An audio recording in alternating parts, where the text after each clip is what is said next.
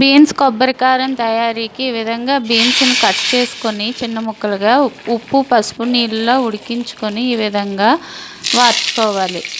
ఇంతలో కరివేపాకు, పచ్చిమిరపకాయలు, ఆవాలు, జీలకర్ర వేసి వేయించుకొని ఉల్లిపాయలు 2, టమాటా, అల్లం వెల్లుల్లిని కలిపి ఇలా మిక్సీ చేసుకొని చక్కగా వేయించుకొని ఈ విధంగా ఉడికించిన బీన్స్ని వేసుకొని వేయించుకోవాలి.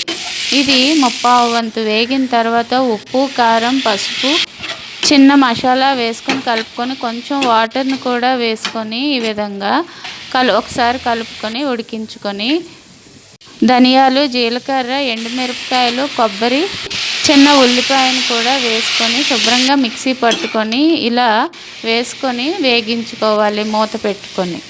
ఇలా మూత పెట్టుకునే ఒక 15 నిమిషాల పాటు ఉంచి దించేసుకోవాలి. సర్వ్ చేసుకుంటే సరిపోతుంది.